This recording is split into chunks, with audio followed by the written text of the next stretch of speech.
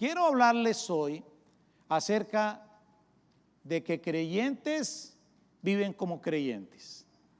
Y quiero hablarles sobre algo que está en la carta o en la epístola a los Efesios.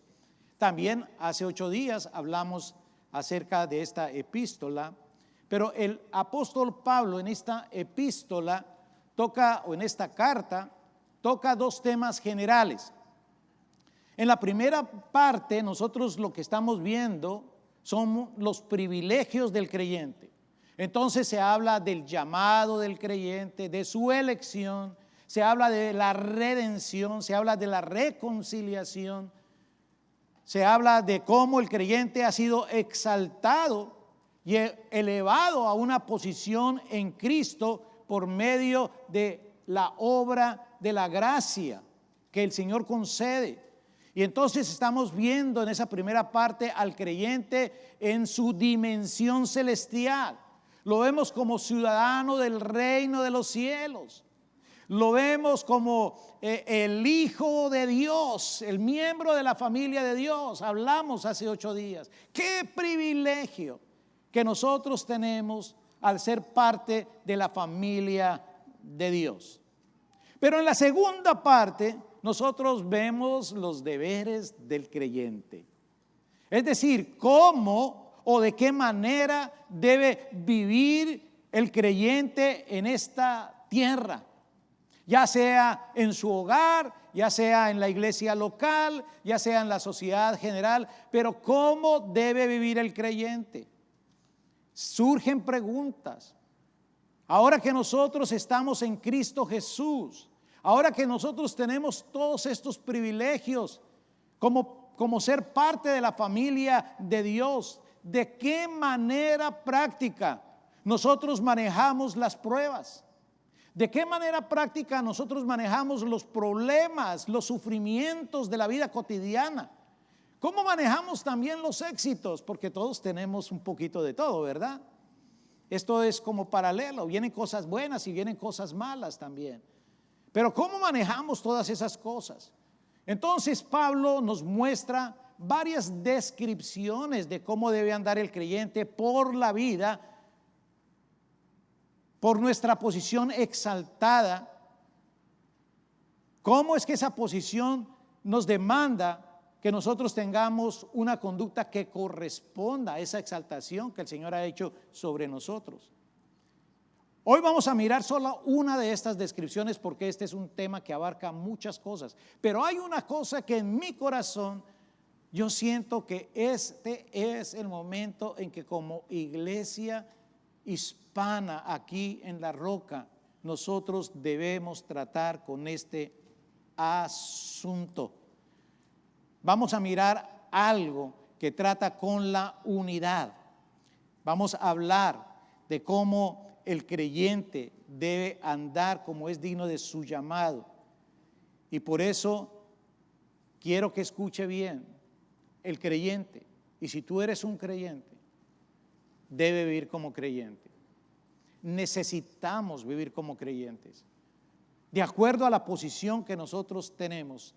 Por favor, mire conmigo Efesios 4, versículos 1 al 6. Vamos a aprender aquí lo que es una vida piadosa del creyente. Efesios 4, 1 al 6 dice la palabra: yo pues, preso en el Señor, os ruego que andéis como es digno de la vocación con que fuisteis llamados, con toda humildad y mansedumbre, soportándoos con paciencia los unos a los otros en amor, solícitos en guardar la unidad del Espíritu en el vínculo de la paz, un cuerpo y un espíritu, como fuisteis también llamados en una misma esperanza de vuestra vocación, un Señor, una fe, un bautismo, un Dios y Padre de todos, el cual es sobre todos y por todos y en todos. Todos le debemos a Dios. Le debemos tanto que nunca podremos ni siquiera comenzar a pagarle, porque es mucho lo que nosotros le debemos a Dios, es inmenso lo que Él nos ha dado. Ahora, Dios no espera que nosotros le paguemos, pero sí Él espera que nosotros le representemos bien a Él y a su iglesia en nuestro diario vivir, sin importar las situaciones o las condiciones en que nos encontremos, sin pretextos, sin excusas. Dios espera que nosotros le representemos bien. Nuestro problema es que tenemos una salvación de millones de dólares a la que damos una respuesta de 5 centavos o de centavos. Observe la condición de Pablo en lo que nosotros leímos. Observe la condición de Pablo. Dice: yo pues preso en el Señor. Preso en el Señor. ¿Por qué estaba preso Pablo? Porque sí estaba preso, pero estaba preso por su fidelidad. Una fidelidad que él recibía como un honor para él el estar preso.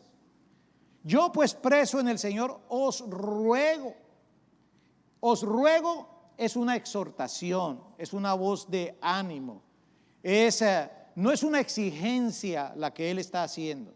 Os ruego que andéis, o es decir, que viváis un estilo de vida. Eso es que andéis, que viváis un estilo de vida como es digno de la vocación o de la forma o de la manera con que fuisteis llamados.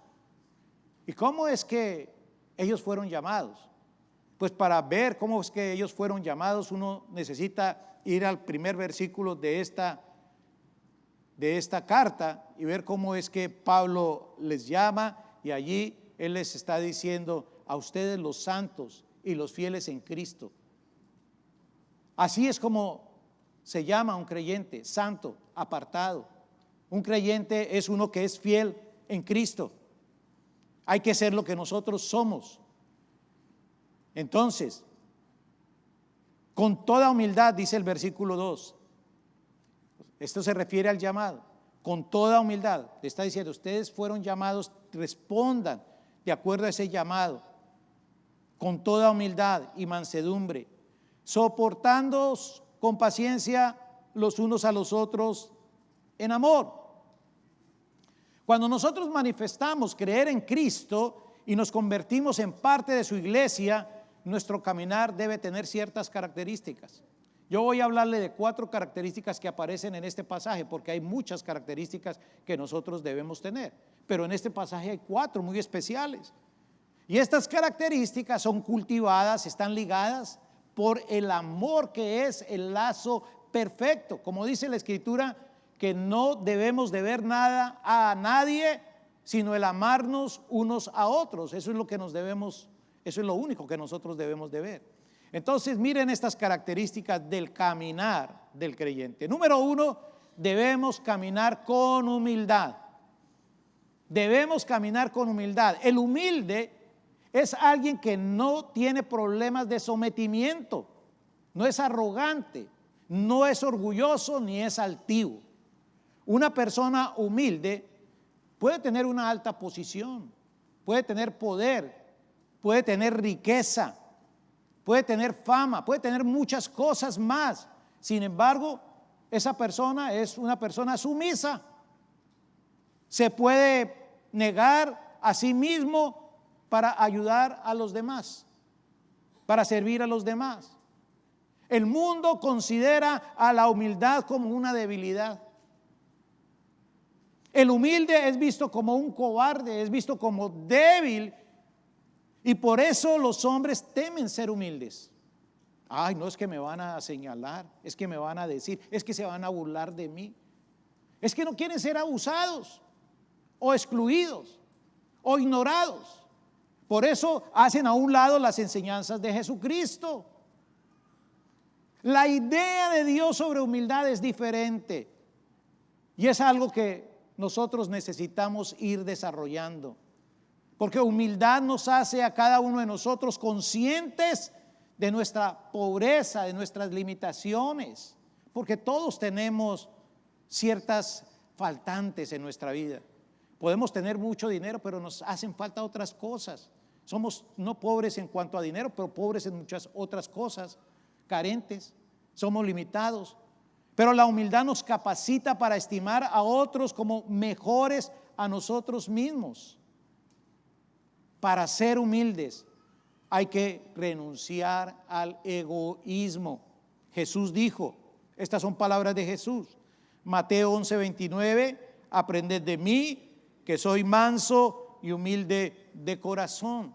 En Mateo 18:4 dijo, así que cualquiera que se humille como este niño, ese es el mayor en el reino de los cielos. Humildad. Mateo 23:12, porque el que se enaltece será humillado, pero el que se humilla, el que es humilde, será enaltecido.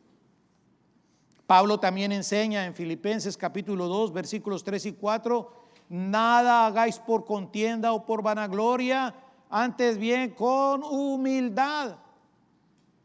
Que hagan todo con humildad, les está diciendo, estimando cada uno a los demás como superiores a él mismo, no mirando cada uno por lo suyo propio, sino cada cual también quiere decir, miro lo mío, pero miro lo de los demás, no soy egoísta, sino cada cual también por lo de los otros.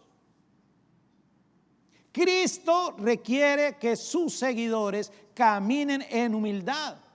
Ahora, eso requiere dos cosas. Requiere primero una evaluación sincera de nosotros mismos. Nosotros mismos nos debemos evaluar, pero sinceramente. O sea, necesitamos conocernos tal y como nosotros somos en verdad. ¿Para qué? Para admitir que nosotros nos concentramos demasiado en nosotros mismos, que a veces no estamos pensando en los demás. Y la humildad comienza a funcionar cuando nosotros perdemos nuestras vidas o concentramos nuestras vidas en la causa de Cristo, en el bienestar de los demás. Ahí es que comienza la humildad. La otra cosa que requiere para uno caminar en humildad, uno requiere valor. Necesitamos valor para cambiar ese egocentrismo y entonces centrarnos en Cristo Jesús. Gálatas 6:3 dice, porque el que se cree ser algo, no siendo nada, a sí mismo se engaña. Y en 1 Corintios 10:24 dice, ninguno busque su propio bien, sino el del otro. Segunda característica que debe tener la persona que camina en Cristo. Debemos caminar con toda mansedumbre. Jesús dijo en Mateo 11:29, aprended de mí, que soy manso y humilde de corazón, y hallaréis descanso para vuestras almas. ¿Qué es la mansedumbre? La mansedumbre sencillamente es una actitud del hombre que se sujeta al trato de Dios sin rebelar, sin protestarse, sin cuestionar. Eso es mansedumbre. Es una actitud que cuando se es maltratado por otros no está considerando la venganza. Espérese, yo guardo aquí el pan para cuando haya leche, yo me debo. No.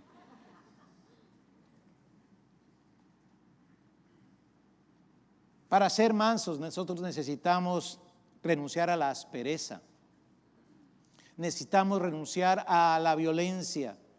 No pueden existir relaciones personales saludables a la fuerza o bajo amenazas. No, se porta bien o si no, mire, espérese, espere que lleguemos a la casa. Ser manso es manifestar gentileza, manifestar ternura, sometimiento y consideración sin perder la autoridad. Que nosotros seamos así no quiere decir que no tengamos firmeza de carácter o que no tengamos autoridad. No quiere decir que vamos a traicionar los principios de la vida. Seguimos firmes en nuestros principios de la vida, pero somos ese tipo de personas. El manso simplemente ama a la gente y ama estar en paz con la gente. Desea ser amigo de todos, ayudar a todos en lo que les sea posible. No es alguien de mente débil que ignora o niega la maldad o la malicia o niega que existen los abusos o el sufrimiento. Es real, no es una persona que anda en las nubes pensando que no existe la maldad. Sí, sabe, confronta esas cosas, pero anda en control de su espíritu y de su mente, en control. Por eso no se entrega al manejo equivocado de las cosas, no reacciona negativamente o violentamente o con venganza, pero tampoco es indulgente. O sea, no le importan las cosas o deja pasar todo por alto, no. Enfrenta, pero es el espíritu con el que hace las cosas. El manso muere para sí mismo y hace siempre lo correcto, lo que Dios quiere que sea hecho. ¿Por qué? Porque aprende de Jesús, que fue manso de corazón. En el libro de Santiago, este apóstol enseña dos cosas muy importantes. Primero, en el Santiago 1:21 dice: por lo cual, desechando toda inmundicia y abundancia de malicia, recibid con mansedumbre la palabra implantada, la cual puede salvar vuestras almas. A veces la palabra de pronto te resulta que es muy fuerte. A veces la palabra resulta que te mueve el piso, que te sientes regañado, retado. No te quedes, ay, es que me hablaron muy duro. No, es que Dios te ama y Dios quiere que todas las cosas en ti funcionen bien. En Santiago 3:13 dice: ¿quién es sabio y entendido entre vosotros? Muestre por la buena conducta sus obras en sabia mansedumbre. Para ser manso se necesita ser sabio. Yo les bendigo con ese espíritu de mansedumbre sobre sus vidas. Hay personas que viven enojadas, viven comiendo limón a toda hora. Pero, ¿sabes? Dios quiere cambiar esas cosas. Yo no te puedo decir que te puedo cambiar y no te puedo mandar de un consejero donde puedo cambiar que te pueda cambiar, porque un hombre no puede cambiar a otra persona.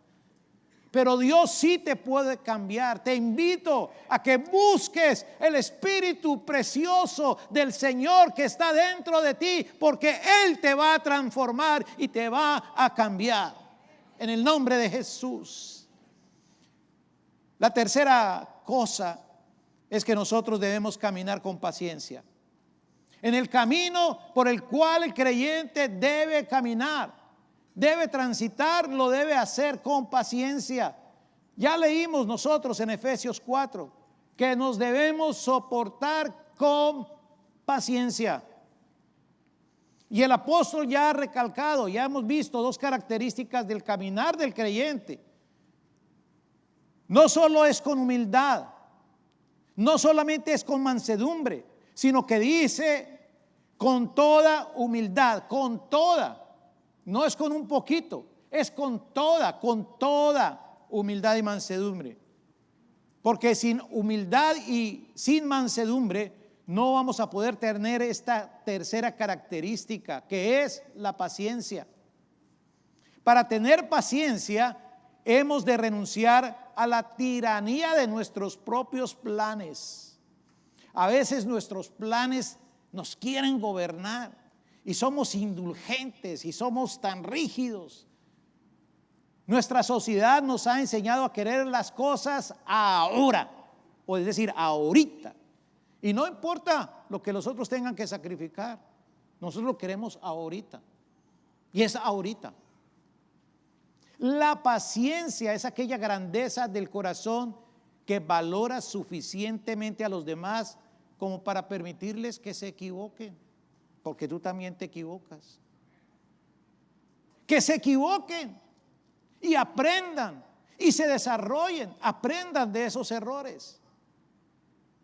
Paciencia es el soportar, es el perseverar, es ser constante, es ser firme, es nunca ceder ni quebrarse durante el sufrimiento o la prueba, sino estar confiado que es Dios quien nos fortalece. Ese Dios que adoraste hoy, ese Dios el que exaltaste hoy, es el que te fortalece y tú tienes confianza en Él.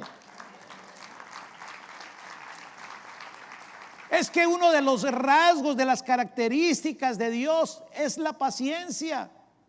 Es que la paciencia es uno de los frutos del Espíritu Santo de Dios. Es algo que se debe producir en nosotros, que nosotros debemos dar permanentemente en el camino de la vida cristiana. Un ejemplo de paciencia siempre son las mamás. Las mamás son pacientes, bueno, con sus hijos, pero con sus hijos son pacientes. Está uno ahí, pero ese niño no. Pero la mamá es paciente. No es que está dejando que haga todo, pero es paciente, lo sabe, ¿sí? No lo va a avergonzar ahí, es paciente. Las mamás son pacientes. Gracias a Dios por todas las madres que son pacientes. Dios salva a los creyentes para que sean ejemplos de paciencia.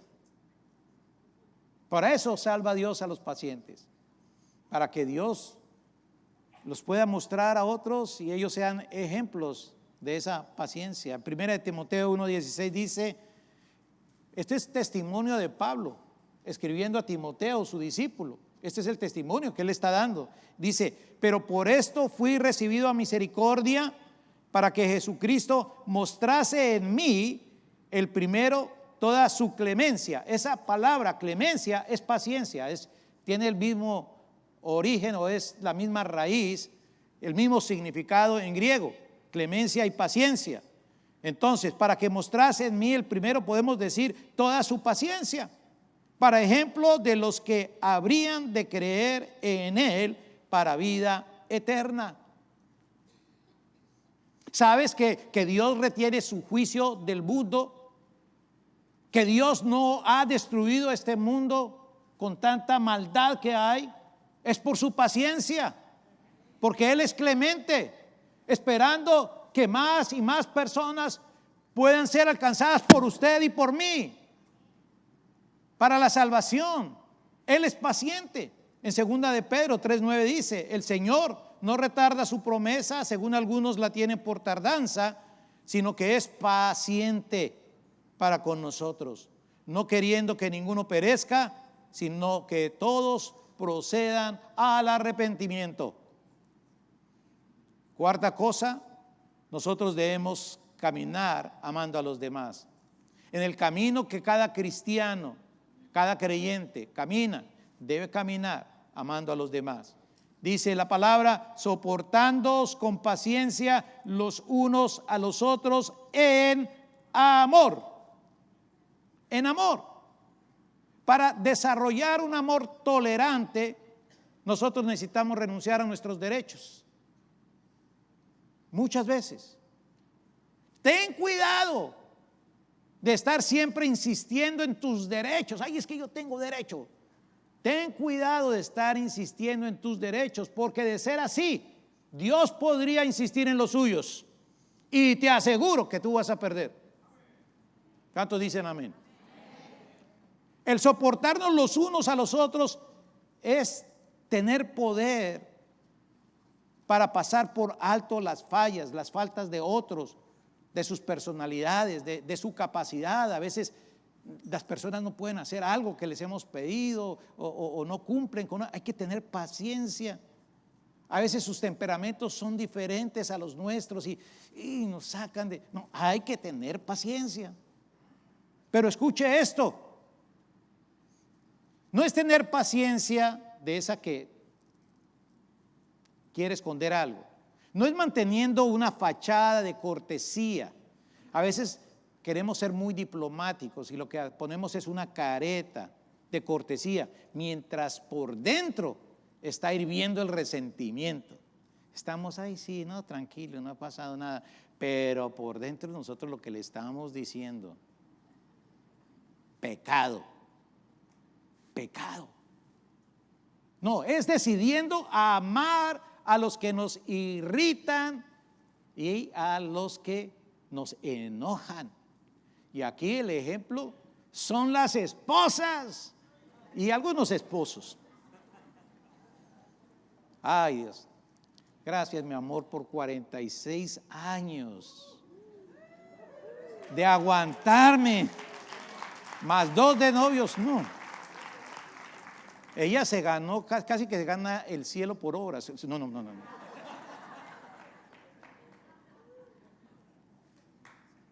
Solo el amor nos ayuda a nosotros a comprender al hermano, sea como él sea. Y por lo tanto, cuando lo comprendemos, entonces nosotros lo vamos a aguantar. El amor es lo que debe gobernar nuestro trato con los demás. Algunos me preguntan a mí, uy, pastor, con este hermano, mire, yo ya no me lo aguanto más. ¿Cómo es que usted se lo puede aguantar? Tienes que aprender a amarlo.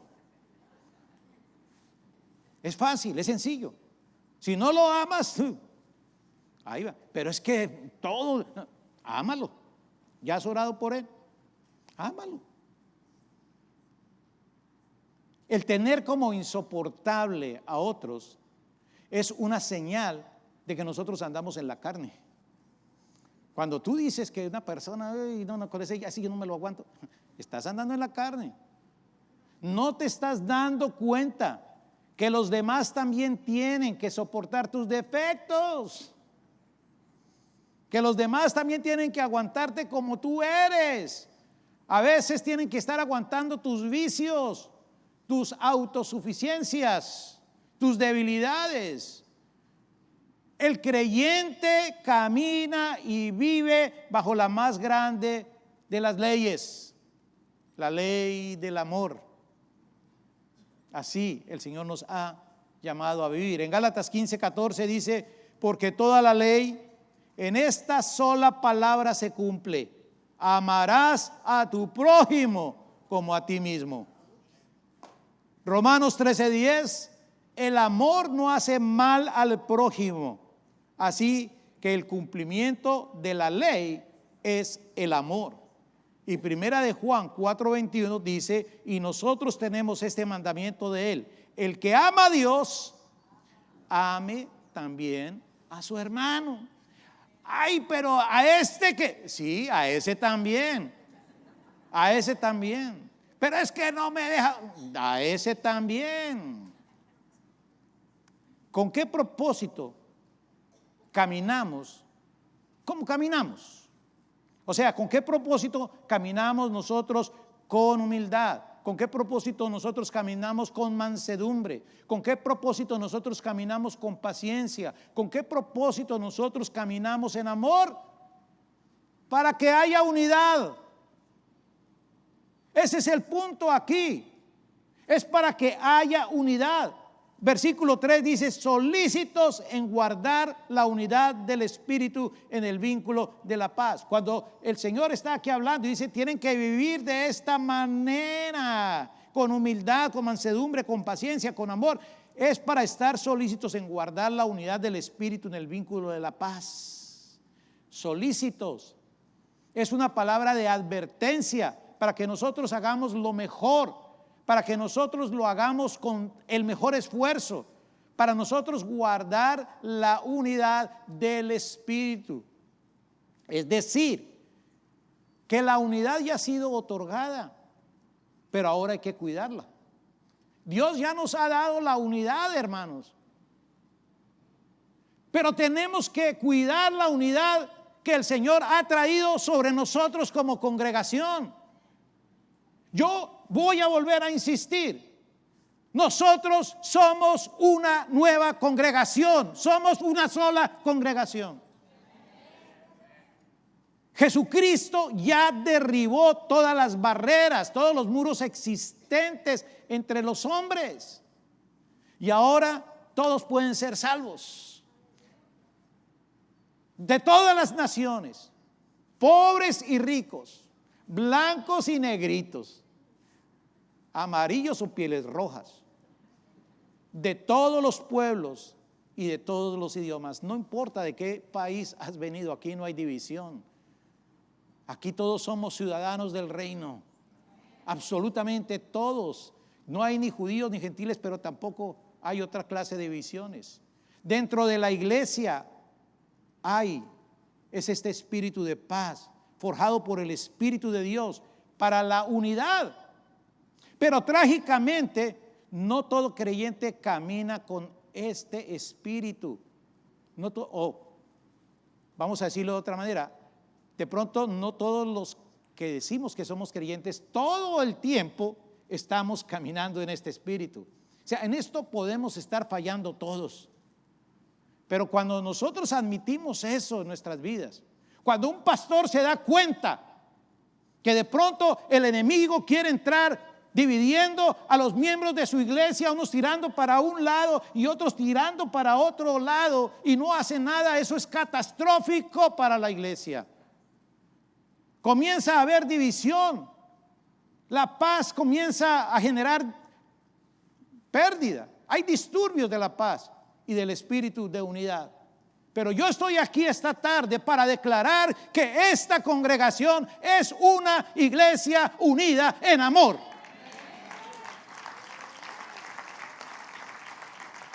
Primera de Corintios 1:10 dice Pablo: os ruego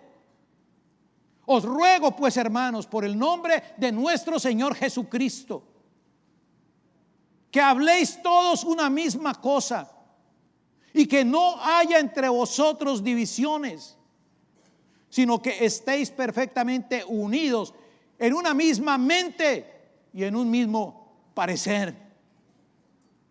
Debemos, mis amados hermanos, de hacer todo esfuerzo por perseverar en la unidad que nos es impartida por el Espíritu Santo mediante el vínculo de la paz. Una unidad que tiene el propósito de establecer bendición los unos por los otros, ser edificados para ser de bendición a todo el mundo. Aquí hay bendición y hay bendición para bendecir.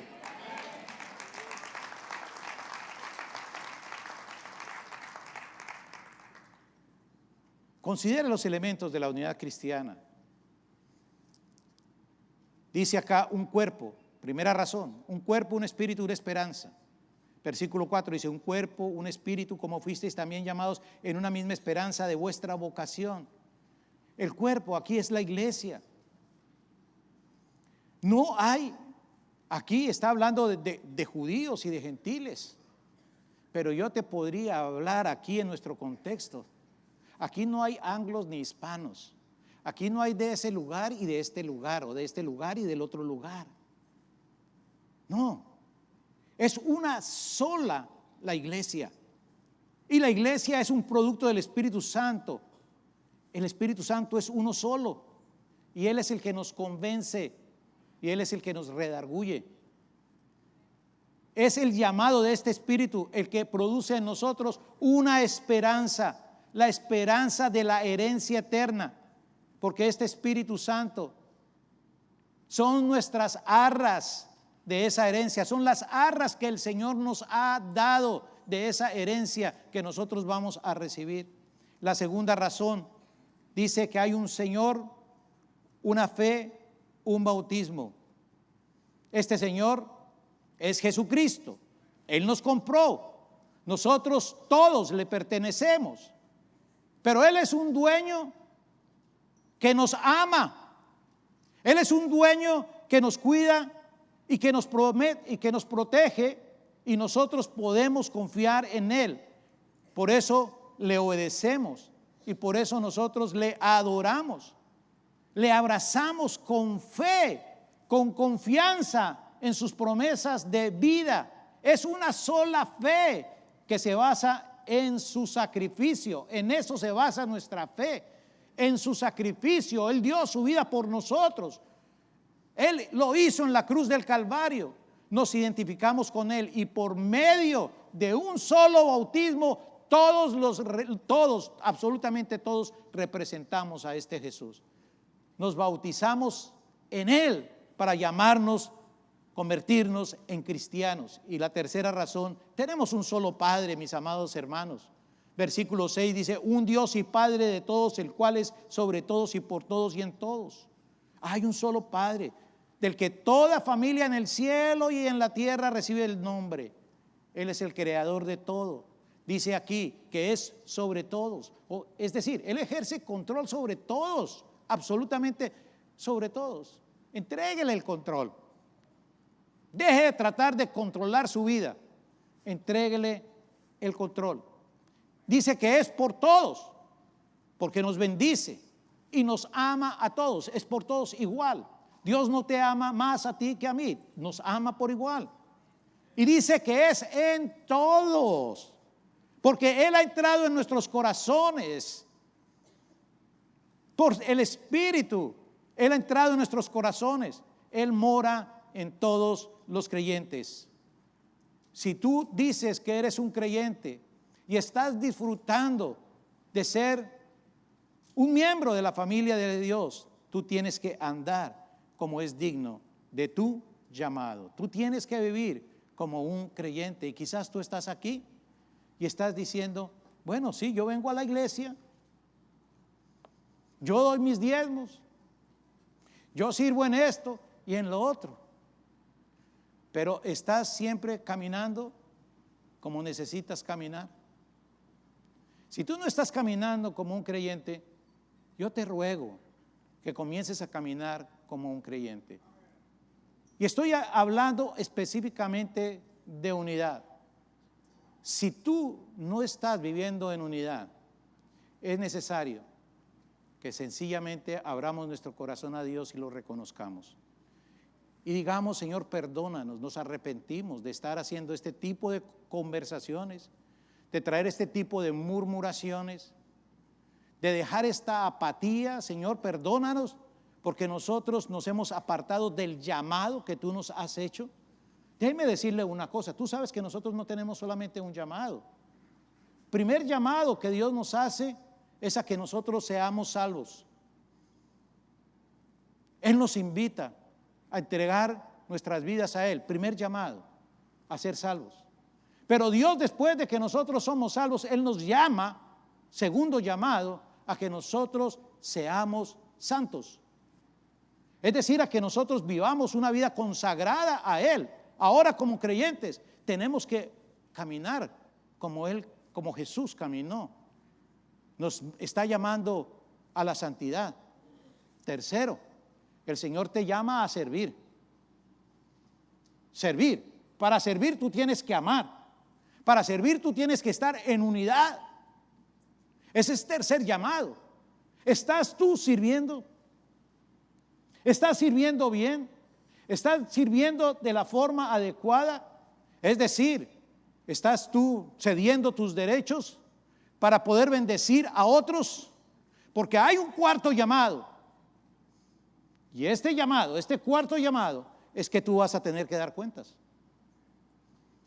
Un día vamos a ser llamados para dar cuentas de cómo fue nuestro comportamiento y qué fue lo que nosotros hicimos en este mundo con lo que el Señor nos ha dado. ¿Será que te van a señalar para decir, tú estuviste siempre poniendo descontento? Lo que tú sembraste siempre fue el rechazo hacia los demás, división, engaños, mentiras, exageraciones, quejas, reclamos. Pero muchos de ustedes, la gran mayoría de ustedes, van a oír la voz de Dios diciéndote, bien siervo, bueno y fiel, en lo poco fuiste fiel, en lo mucho te pondré, entra a la gloria de tu Señor.